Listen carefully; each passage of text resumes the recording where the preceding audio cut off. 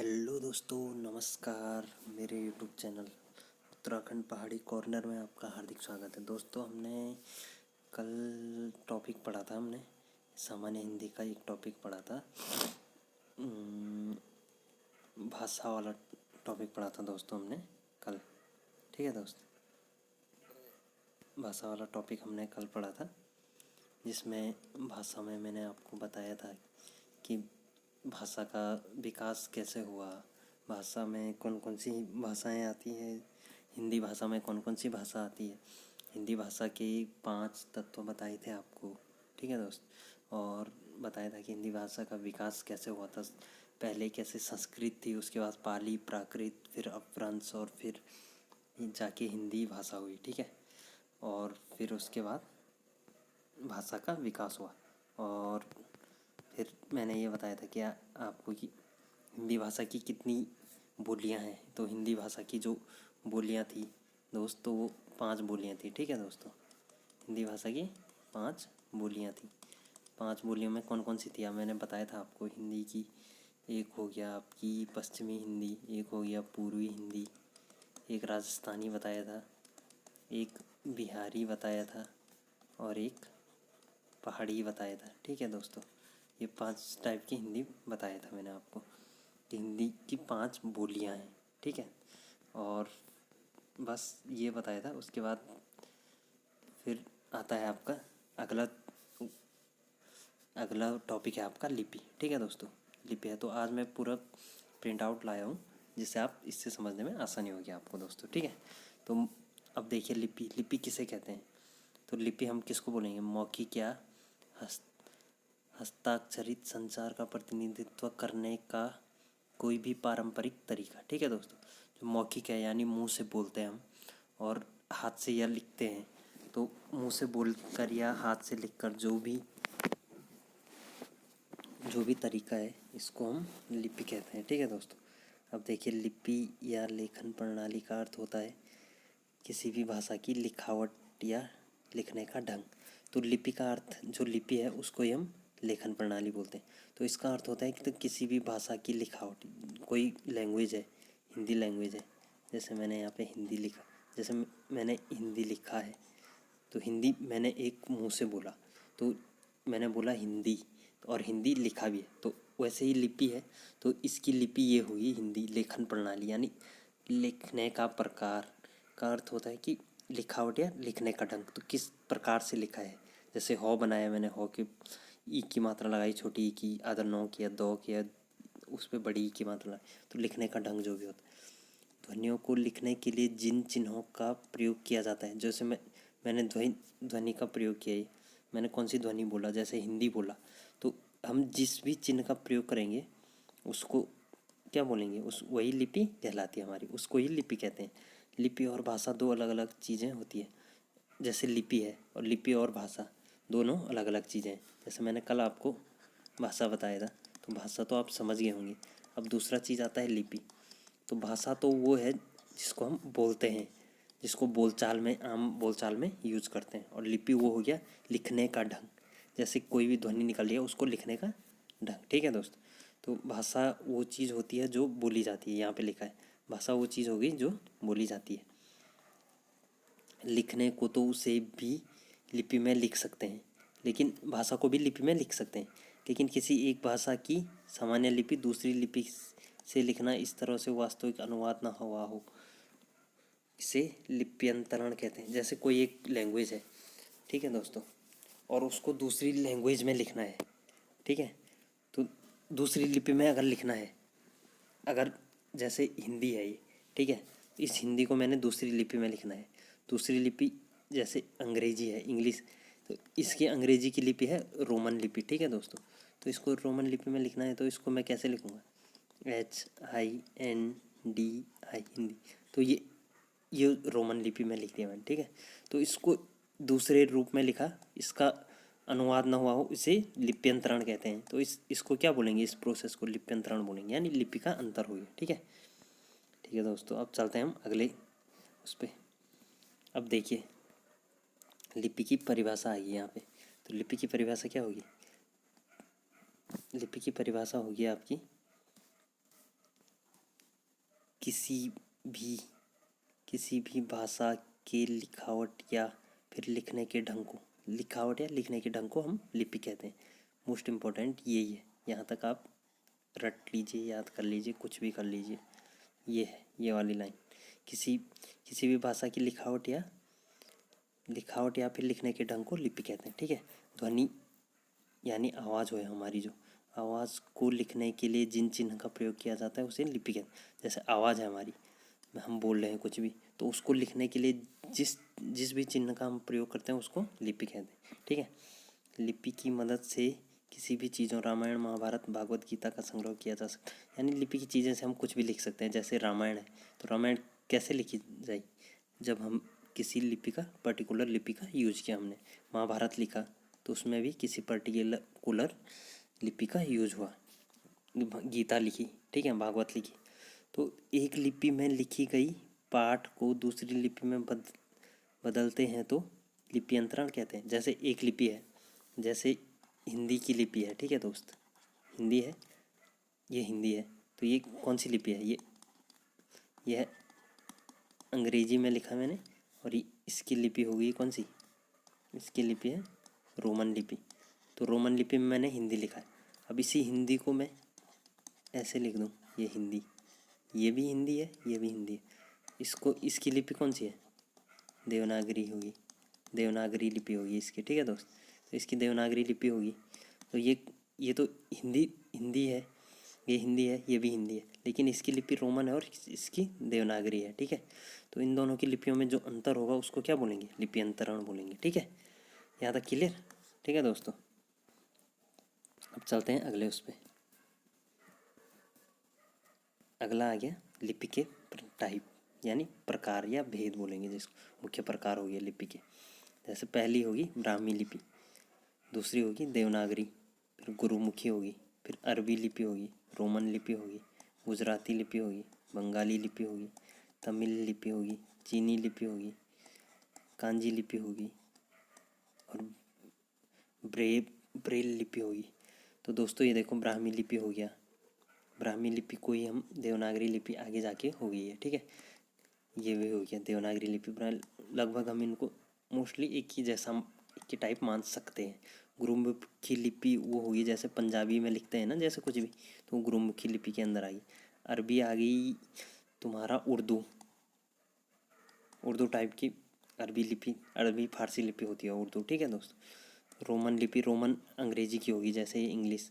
तो जो गुजराती में लिखते हैं, गुजराती लैंग्वेज में, उसको गुजराती लिपि, बंगाली में बंगाली होगी, तमिल में तमिल होगी, जो चाइनीज़ में लिखते हैं उसको चीनी हो गया, कांजी में हो गया कांजी लिपि, ब्रेल में लिखने वाली ब्रेल होगी। ठीक है, और अब एक यहाँ पे जो इम्पोर्टेंट चीज़ है वो बताऊँ क्या है, इंटरेस्टिंग चीज़, जैसी ये होगी। ठीक है, अब ये लिपियाँ होगी हमारी, तो हिंदी में लिखेंगे हम, हिंदी में ऐसे लिखेंगे, जैसे हिंदी लिखा, तो उसी चीज़ को हिंदी, अब देखिए इन दोनों, ये भी हिंदी है, ये भी हिंदी, लेकिन इसकी लिपि ये है रोमन, ये रोमन लिपि का है, और ये वहीं देवनागरी लिपि का है। ठीक है दोस्त, तो यही मुख्य डिफरेंस है यहाँ पे इन लिपियों में। जैसे हम अरबी लिपि में लिखेंगे कुछ और टाइप से लिखेंगे, गुजराती में कुछ और टाइप से लिखेंगे, बंगाली में कुछ और, तो इसी प्रकार से अलग अलग टाइप की लिखेंगे। ठीक है, ओके, अब चलते हैं अगले उस पर। अब देखिए, इसको तो बाद में देख लेंगे, अब यहाँ से देखो, हिंदी देवनागरी लिपि, जो हिंदी देवनागरी लिपि है उसमें अंग्रेजी रोमन लिपि और उर्दू फारसी लिपि में लिखी जाती है। जो हिंदी की लिपि है देवनागरी, हिंदी देवनागरी लिपि में, अच्छा वो बोल रहा है कि हिंदी देवनागरी लिपि में लिखी जाती है। ठीक है, अंग्रेजी रोमन लिपि में हो गया, उर्दू फारसी लिपि में लिखी जाती है। ठीक है, उर्दू फारसी में। भारत की प्राचीन शिलालेखों एवं सिक्कों में दो लिपियाँ मिलती है, ब्राह्मी लिपि और खरोष्टी लिपि। यानी इंडिया की जो भारत है, भारत की जो प्राचीन लिपि होगी, प्राचीन लिपि कौन कौन सी हैं, दो, ये होगी आपकी एक ब्राह्मी, ठीक है, और दूसरी होगी आपकी खरोष्टी लिपि। ठीक है दोस्त, तो ये दोनों लिपि होगी, यानी दो। ये कहाँ मिलते हैं? प्राचीन शिलालेख और सिक्कों में। जैसे कोई सिक्का होगा, प्राचीन सिक्का होगा या शिलालेख होगा, तो वहाँ मिलता है ये दोस्त। ठीक है,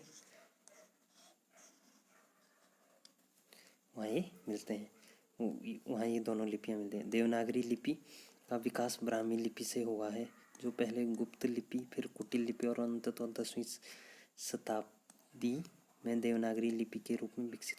तो जो देवनागरी लिपि है दोस्त, जो देवनागरी लिपि है वो कहाँ से हुई? पहले क्या थी वो? देवनागरी से पहले जैसे ये ब्राह्मी लिपि से हुआ, जो पहले गुप्त लिपि, फिर कुटिल और अंततः शताब्दी में, पहले ब्राह्मी से वो पहले गुप्त हुआ, फिर कुटिल, फिर क्या हो गया? देवनागरी लिपि हो गया। ठीक है, इस टाइप से ये चेंज हुआ। ठीक है दोस्तों, अब देखते हैं देवनागरी लिपि का विकास। देवनागरी लिपि का विकास कैसे हुआ, इसको जानते हैं, मोस्ट इम्पोर्टेंट। अब देखो देवनागरी लिपि का विकास दोस्तों, बात यह है देवनागरी लिपि का विकास इस टाइप से। देवनागरी लिपि का सर्वप्रथम प्रयोग गुजरात के नरेश जयभट्ट के एक शिलालेख में मिलता है। तो ये क्या बोल रहे हैं कि देवनागरी लिपि जो है उसका सर्वप्रथम प्रयोग गुजरात के नरेश, यानी गुजरात के जो राजा थे जयभट्ट, जो जयभट्ट थे, उनके शिलालेख में मिलता है। 8वीं शताब्दी में राष्ट्रकूल नरेशों में भी यही लिपि प्रचलित थी। जो 8वीं शताब्दी थी उसमें राष्ट्रकूल नरेश, यानी जो राष्ट्र के जो राजा थे, उनमें भी यही लिपि थी। और 9वीं शताब्दी में बड़ौदा के ध्रुवराज ने भी अपने राज्य देशों को इसी लिपि का प्रयोग किया था। और जो 9वीं शताब्दी थी उसमें भी यही लिपि प्रयोग हुई थी। ठीक है, यह लिपि भारत में सर्वाधिक क्षेत्रों में प्रचलित रही है। तो यह लिपि जो इंडिया है, भारत है, हमारा देश है, वहाँ सबसे ज़्यादा प्रचलित रही है यह लिपि। ठीक है, उत्तर प्रदेश, यूपी हो गया, एमपी हो गया, मध्य प्रदेश, बिहार हो गया, महाराष्ट्र, राजस्थान, गुजरात आदि प्रांतों में उपलब्ध शिलालेखों, ताम्रपत्रों, हस्तलिखित प्राचीन ग्रंथों में देवनागरी लिपि का ही सर्वाधिक प्रयोग हुआ है। तो ये उत्तर प्रदेश हो गया, मध्य प्रदेश हो गया, बिहार हो गया, महाराष्ट्र, राजस्थान, गुजरात, तो यहाँ ये सबसे ज़्यादा देवनागरी लिपि ही है। आजकल देवनागरी की जो वर्णमाला प्रचलित है वह 11वीं शती में स्थिर हो गई है। तो आजकल जो देवनागरी की जो प्रचलित वर्णमाला है वो 11वीं शताब्दी में स्थिर हो गई है। 15वीं शती तक उसमें सौंदर्यकरण का समावेश हो गया है। ठीक है, तो 11वीं शती तक स्थिर हो गई थी वो देवनागरी, जो आजकल की देवनागरी है। और 15वीं शती में उसमें सौंदर्य परक, यानी उसमें कुछ अच्छे अच्छे वर्ड वगैरह आई गई। ईसा में 8वीं शताब्दी में जो देवनागरी लिपि प्रचलित थी उसमें वर्णों का शिरोरेखाएं 2 भागों में विभक्त थी। यानी जो 8th सेंचुरी में जो देवनागरी लिपि थी उसमें वर्ण थे, जो शब्द थे, वह 2 टाइप की थे। ठीक है, 2 टाइप में विभक्त थे। और अब देखिए यहाँ देखो,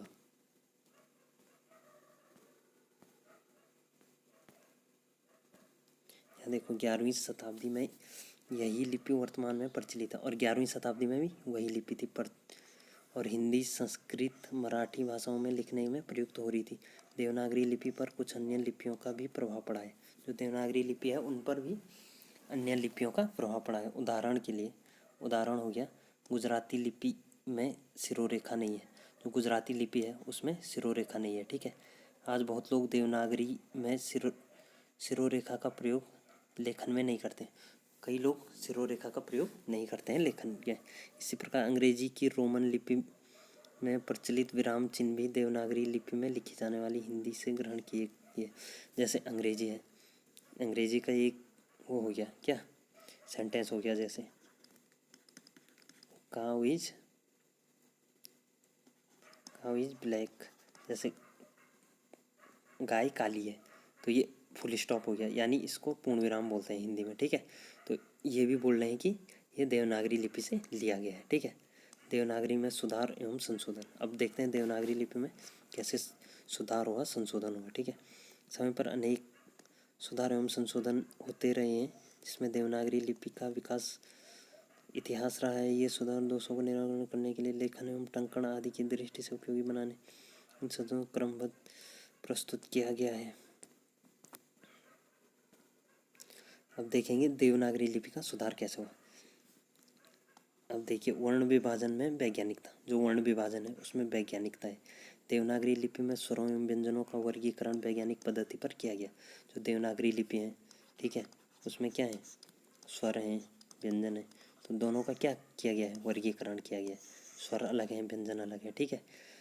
जैसे 14 स्वर हो गए, स्वर कितने हो गए 14, व्यंजन 35 हो गए, और 3 संयुक्त अक्षर, कुल 52 वर्ण हैं व्यंजनों का।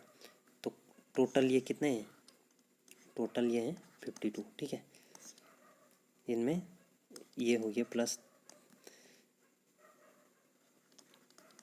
3 संयुक्त अक्षर हैं, ठीक है। इसका व्यंजनों का वर्गीकरण उच्चारण, स्थान एवं प्रयत्न के आधार पर किया है। इसे विभाजन के कारण तो वर्णों को शुद्ध रूप में उच्चारित किया जा सकता है, और दूसरी ओर सुव्यवस्थित क्रम होने के कारण स्मरण रखने में भी सुविधा रहती है। रोमन लिपि में स्वर और व्यंजन परस्पर मिले हुए हैं। जो रोमन लिपि है कौन सी है, ABCDEF Z तक।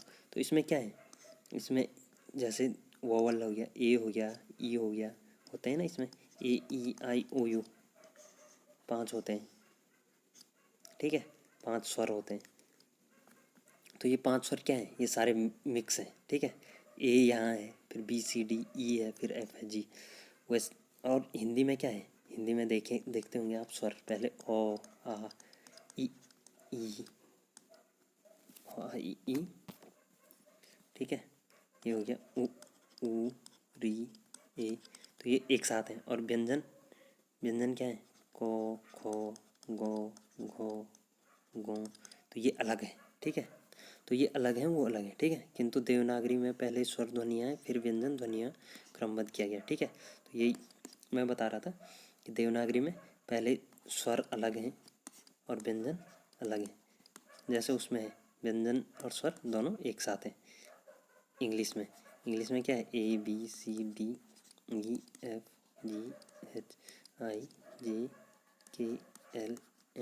यहाँ तक देखो। तो ABC, ए हो गया, फिर ई यहाँ हो गया, फिर आई यहाँ हो गया, ये अलग अलग है, ठीक है।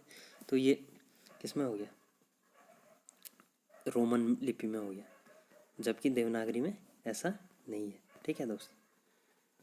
देवनागरी लिपि में ऐसा नहीं। अब देवनागरी की दूसरी बात आ गई, प्रत्येक ध्वनि के लिए एक चिन्ह। जैसे प्रत्येक ध्वनि है उसके लिए एक अलग चिन्ह है, यह अनुबंध विषय। इसमें प्रत्येक ध्वनि के लिए एक अलग चिन्ह है, जबकि रोमन लिपि और फारसी लिपि में एक ध्वनि के लिए कई विकल्प हैं, अतः वहाँ लिखने में भिन्नता आ सकती है। पर देवनागरी में प्रत्येक शब्द की केवल एक ही वर्तनी हो सकती है। उदाहरण के लिए देवनागरी का क ध्वनि केवल रोमन में कई तरह से लिखा। अब ये बोल रहा है कि देवनागरी का जैसे क है, तो क को हम क्या लिखेंगे, क ही लिखेंगे देवनागरी लिपि में, ठीक है। देवनागरी में क का क ही लिखेंगे। अब जैसे रोमन लिपि है, ठीक है, रोमन लिपि है, क को क्या लिख सकते हैं हम, C लिखते हैं, क को K भी लिखते हैं, क को Q भी लिखते हैं। जैसे होता है ना, जैसे ये देखो कैट को CAT कैट, ये देखो क को किंग को क्या लिखा है, ये देखो किंग को KING, यहाँ क को K लिखा है। क्वीन हो गया, क्वीन को क्या लिखा है, Q लिखा है। ये केमिस्ट्री हो गया, तो क को क्या लिखा है, CH, ठीक है। तो इस टाइप के, जैसे ये हो गया क्वांट, हो गया मैथ बोलते हैं जिसको क्वांट, तो क्वांट इसको क है, क, लेकिन ये क्या रहा है, क्यों आ रहा है, ठीक है दोस्त। तो ऐसे ही कई शब्द होते हैं जो लिखते कुछ और है और बोलते कुछ और है, ठीक है। ये रोमन लिपि में होता है। अब ये आ गया महत्वपूर्ण विलोम। जैसे ये है फारसी लिपि में देवनागरी जौ ध्वनि व्यक्त करने के लिए 4 विकल्प। जैसे देवनागरी लिपि है, उसमें जौ को जे भी बोल सकते हैं, आधा जौ बोल सकते हैं, जो बोल सकते हैं, जा बोल सकते हैं, ठीक है। तो स्पष्ट है कि देवनागरी लिपि रोमन और फारसी लिपियों की तुलना में अधिक वैज्ञानिक। तो ये अधिक वैज्ञानिक है। क्यों है अधिक वैज्ञानिक? क्योंकि इसके लिखने के टाइप ज़्यादा हैं, लिखने के टाइप ज़्यादा बोलेंगे इसको, ज़्यादा है। ठीक है। अब अपरिवर्तनीय उच्चारण, उच्चारण अपरिवर्तनीय है, मतलब परिवर्तन नहीं है उच्चारण।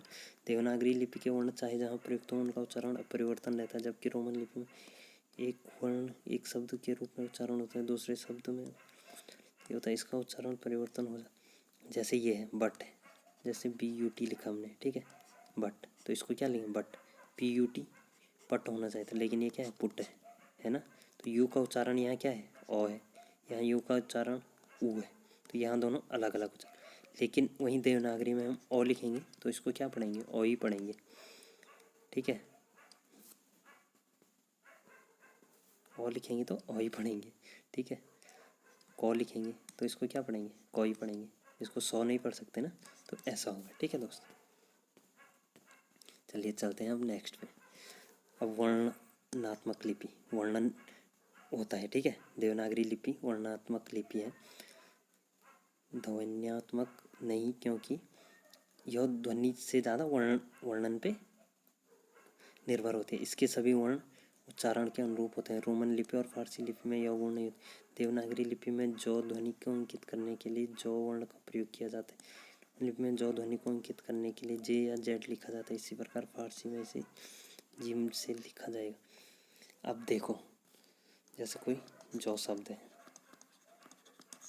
इसको अगर जो शब्द की लिपि अगर लिखें, अगर अंग्रेजी लिपि लिखें तो अंग्रेजी में क्या होगा? जे या जेड। ठीक है, लेकिन वहीं अगर हिंदी लिपि, तो हिंदी लिपि में क्या आएगा?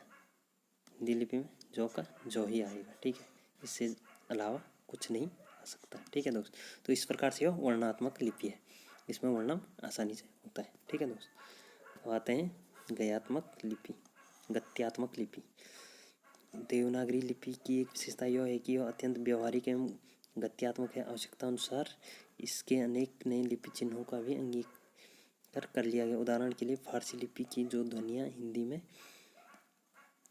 होती हैं, उन्हें व्यक्त करने के लिए देवनागरी लिपि के कई वर्णों के नीचे बिंदी लगाकर व्यक्त किया जाता है। जैसे ये है को, खो, गो, जो, फो। इसी प्रकार अंग्रेजी शब्दों में होने वाली ध्वनि आ को भी देवनागरी लिपि में एक वर्ण के रूप में कहीं कहीं आ गई है।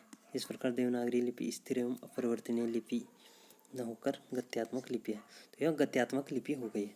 जैसे कभी को देखा होगा आपने, खो देखा होगा कभी, उसके नीचे एक बिंदु, जैसे ये देखा होगा आपने डॉ, तो यहाँ पे देखा होगा कभी कभी आपने, एक बिंदु रहता है। ठीक है, तो यह गत्यात्मक मतलब गति करती है, कभी बाहर के वर्ड आ जाते हैं। ठीक है, अब आ गया सरल, कलात्मक एवं सुंदर। सरल है, देवनागरी लिपि रोमन और फारसी लिपि की तुलना में सरल, कलात्मक और सुंदर है। ठीक है, ये तो कोई शक नहीं होना चाहिए, सरल है, सुंदर है। ठीक है, रोमन लिपि में जहाँ वर्णमाला के 4 प्रारूप है, रोमन में लिखने के, जैसे रोमन लिपि है तो रोमन में क्या क्या हो गया लिखने की? एक कैपिटल हो गया, ठीक है, एक स्मॉल हो गया, ठीक है दोस्त, फिर हो गया, या अब इसको ऐसा ऐसा कैपिटल, इसको स्मॉल में ऐसा, ये देखो ऐसा। ठीक है दोस्त, तो बहुत सारी टाइप की लिखते हैं, लेकिन देवनागरी लिपि में अक्षर केवल एक ही तरह से लिखे जाते हैं।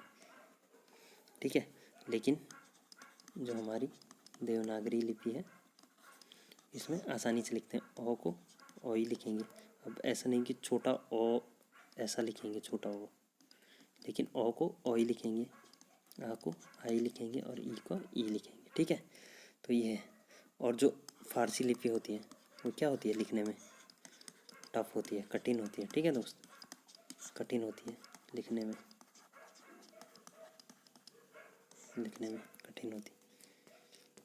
चलते हैं अगले उस पर। कम खर्चीली है। कम खर्चीली का मतलब ये नहीं कि पैसा कम लेगी। ठीक है दोस्त, इसका मतलब ये है कि वैसे ये कम खर्चीली अर्थात कम स्थान घेरती है। ठीक है, तथा मुद्रण टाइप हो, अधिक खर्चीली न हो। देवनागरी लिपि संयुक्त अक्षर और मात्राओं के कारण कम स्थान घेरती है, तो रोमन लिपि या फारसी लिपि की तुलना में कम खर्च। अब जैसे हमने लिखा डिफरेंट लिखा, ठीक है, हिंदी में डिफरेंट लिखा।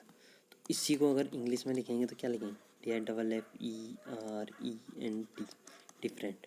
तो इसको बहुत बड़ा हो जाएगा। ये क्या है, डिफरेंट। जितने उच्चारण होंगे उतने ही अक्षर आएंगे, लेकिन इसमें उतने नहीं आएंगे, आते रहेंगे आते रहेंगे, लेकिन ये लिखने में क्या होती है, बड़ी होती है, ठीक है। तो फारसी लिपि में भी लिखेंगे तो ये बहुत बड़ी हो जाएगी, ठीक है दोस्त। इसीलिए ये देवनागरी लिपि क्या है, कम खर्चीली है, ठीक है। चलते हैं अब। स्पष्ट है ये। देवनागरी लिपि में पर्याप्त स्पष्टता है, इसमें एक वर्ण दूसरे के वर्ण में भ्रम होने की बहुत कम गुंजाइश है। तो फारसी लिपि में यह दोष है। फारसी लिपि में क्या होता है, जैसे एक वर्ड है तो वो दूसरा वर्ड भी हो सकता है, सेम वर्ड हो सकते हैं, लेकिन देवनागरी में नहीं है अक्षरों में से, जैसे ई और सी।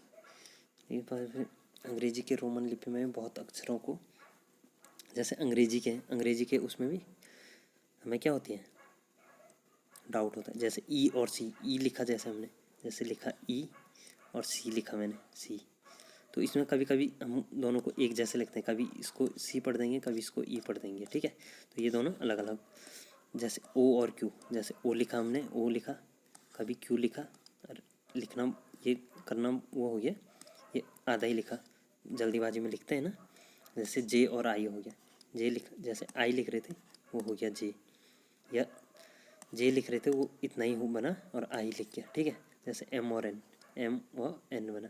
जैसे शॉर्टकट में लिखा एम, शॉर्टकट में लिखा एन, तो कभी कभी इसको एम पढ़ देंगे हम। तो इस टाइप की मिस्टेक होती है, ठीक है दोस्त। आते हैं नियमबद्धता, यानी नियम है देवनागरी लिपि में जो नियमबद्ध कि किसी लिपि में यह प्रत्येक वर्ण के अपने निश्चित स्थान पर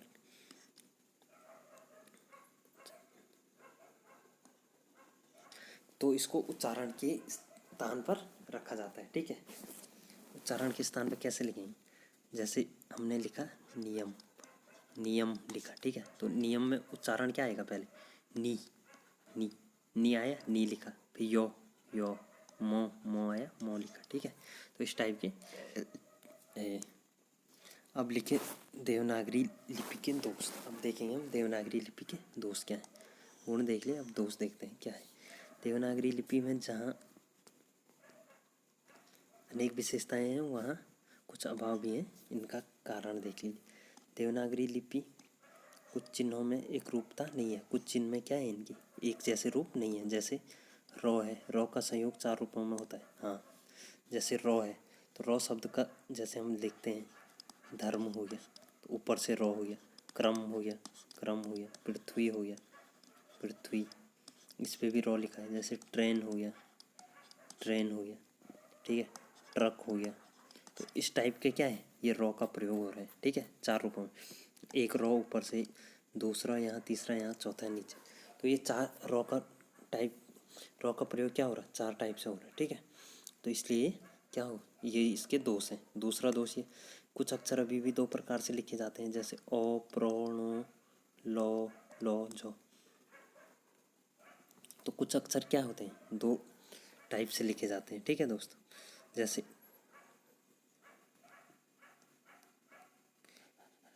लॉ हो गया, लॉ, लॉ को दूसरा कैसे लिखते हैं, ऐसे लिखते हैं कोई लॉ।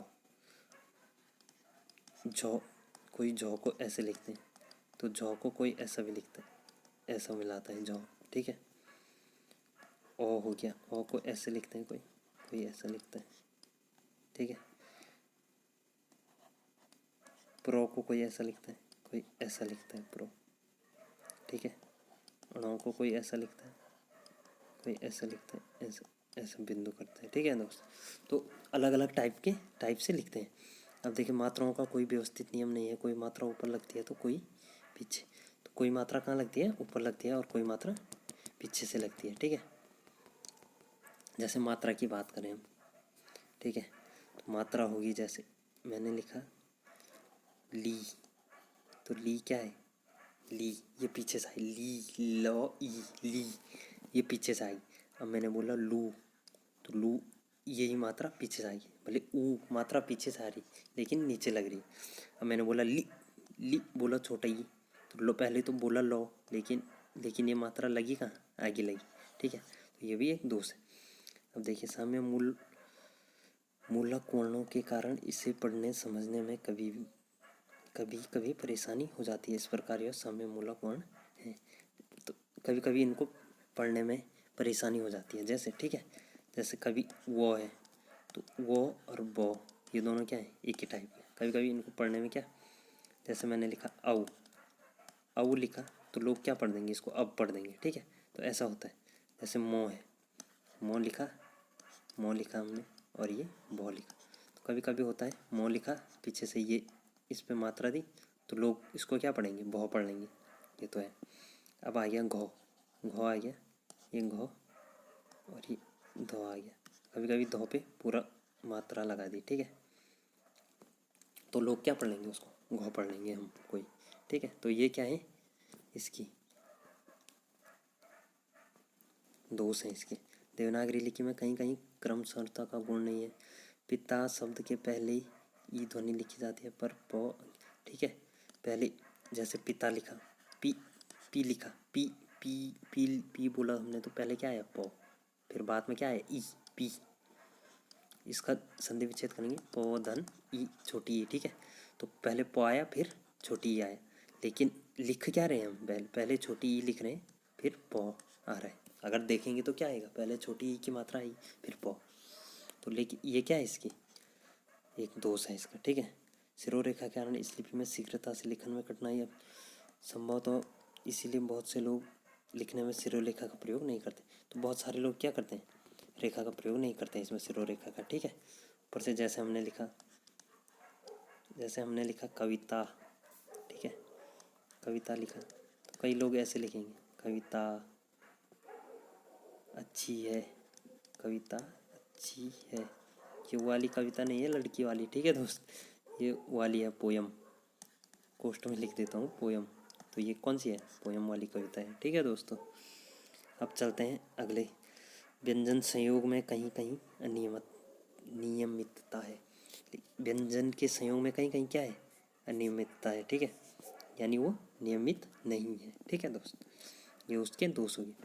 अब आते हैं फिर से देवनागरी लिपि।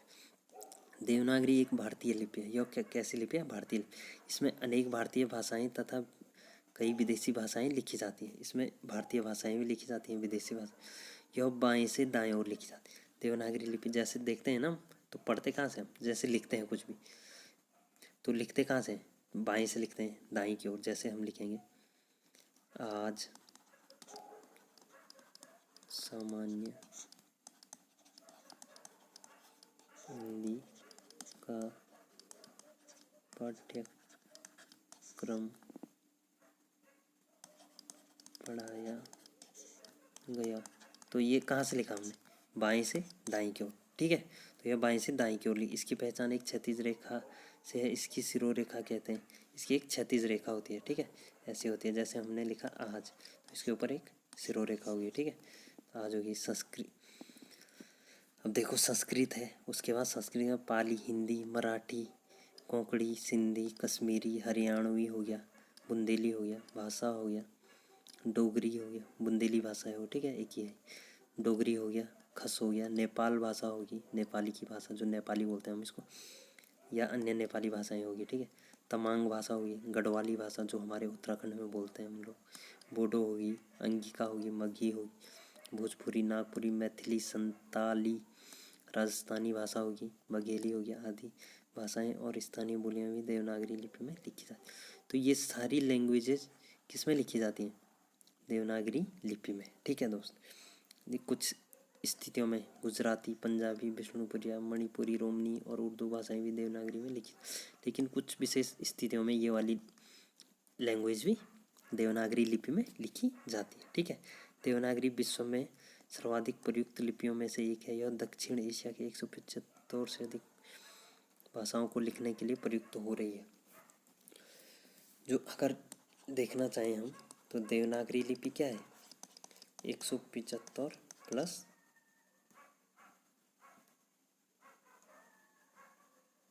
भाषा लिखने में प्रयोग हो रही है। ठीक है दोस्त, ये रहा देवनागरी लिपि का। और अब देखते हैं थोड़ा देवनागरी लिपि क्या है। अधिकतर भाषाओं में देवनागरी लिपि को बाएं से दाएं लिखा जाता है। ठीक है, करती होती कुछ। देवनागरी का विकास ब्राह्मी लिपि से हुआ। तो कोई पूछेगा, अगर क्वेश्चन आ गया देवनागरी का विकास कहाँ से हुआ, तो ब्राह्मी लिपि से। यह एक ध्वन्यात्मक लिपि है। ध्वन्यात्मक मतलब ध्वनि की रूप में लिपि है। यह प्रचलित लिपियों रोमन, अरबी, चीनी आदि में से सबसे अधिक वैज्ञानिक लिपि है। तो यह सबसे ज़्यादा क्या है, एक वैज्ञानिक लिपि हो गया, एक ये हो गया। ये इंपॉर्टेंट है, मैं मार्क कर रहा हूँ, ठीक है। इससे वैज्ञानिक और व्यापक लिपि शायद केवल अद्वैय लिपि है। ये अद्वैय लिपि है जो इससे ज़्यादा वैज्ञानिक केवल यही लिपि है। बाकी सबसे ज़्यादा वैज्ञानिक तो यही मानेंगे, ठीक है। भारत की कई लिपियाँ देवनागरी से बहुत अधिक मिलती जुलती हैं। भारत की जैसे कई लिपियाँ हैं, जैसे बांग्ला लिपि होगी, गुजराती होगी, गुरुमुखी लिपि होगी। तो ये किससे, हमारी जो देवनागरी लिपि है इससे बहुत ज़्यादा मिलती जुलती है, ठीक है। कंप्यूटर प्रोग्रामों की सहायता से भारतीय लिपियों को परस्पर परिवर्तन बहुत आसान हो गया।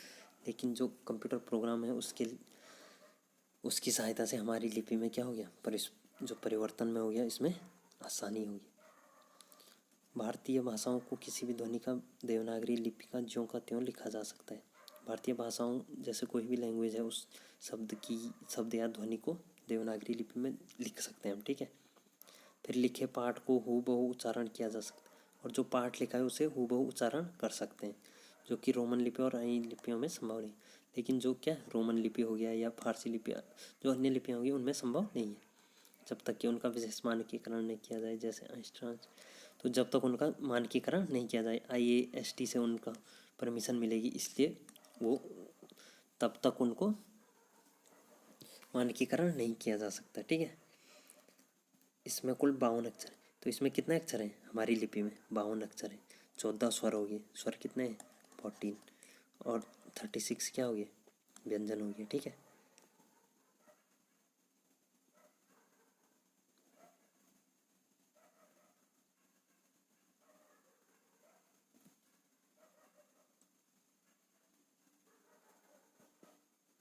अक्षरों की क्रम व्यवस्था भी बहुत वैज्ञानिक है। जो अक्षर है उनकी क्रम व्यवस्था क्या है, वैज्ञानिक है।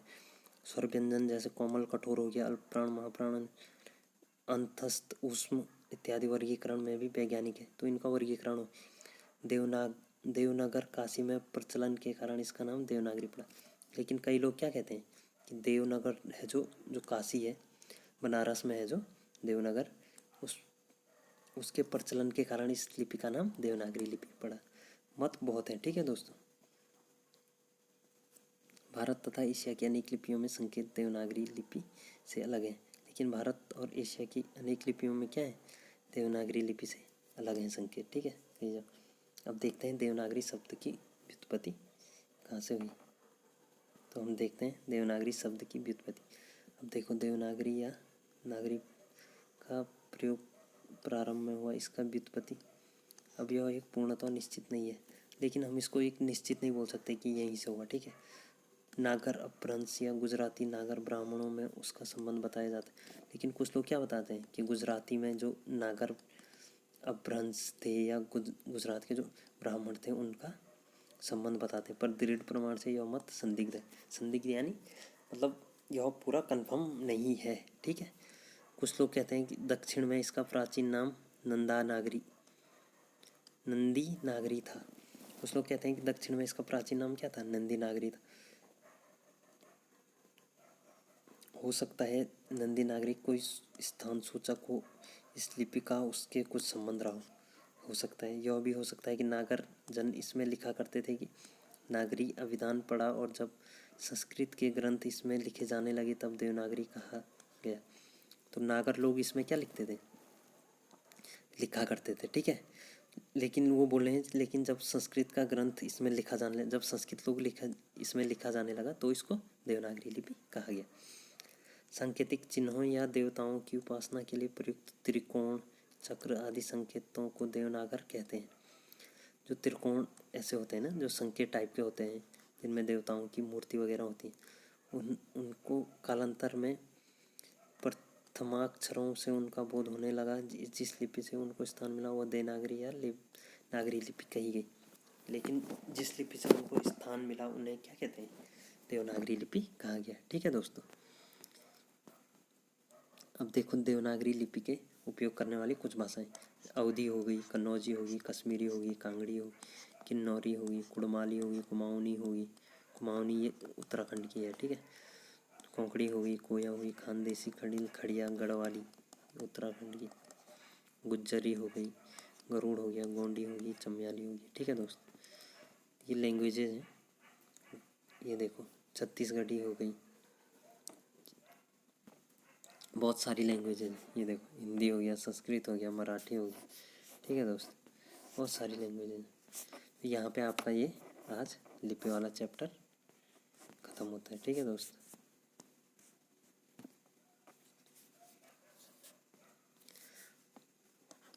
लिपि क्या हो गया आपका इन पूरा हो गया, ठीक है। अभी तो आधा, लेकिन इसका लिपि का एक पार्ट और कराऊंगा मैं आपको, ठीक है दोस्त। लिपि का एक पार्ट और कराऊंगा आपको लिपि। और अभी वर्णमाला का नहीं हुआ है। लिपि एवं वर्णमाला जो अभी बताता हूँ, ये था ना, ये था लिपि व वर्णमाला, ये था टॉपिक।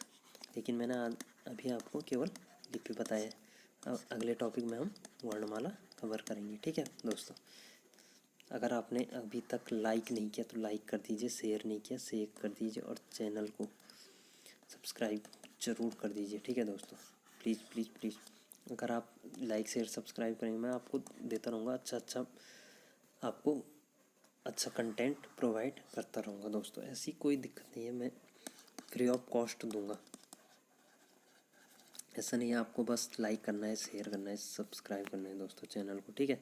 आगे आगे बढ़ाना है। अब आपको बताता हूँ मैं, अब एक और सीरीज़ ला रहा हूँ। ये जीके की सीरीज़ ला रहा हूँ, एक स्टैटिक जीके की, स्टैटिक जीके सीरीज़ ला रहा हूँ। इसमें पर डे आपको कुछ स्टैटिक का पढ़ाऊँगा, कवर कराऊँगा, ठीक है दोस्तों। तो इसको देखना, ज़रूर देखना इसको मिस मत करना, इसको देखना, क्योंकि ये मोस्ट इम्पॉर्टेंट हो जाएगा।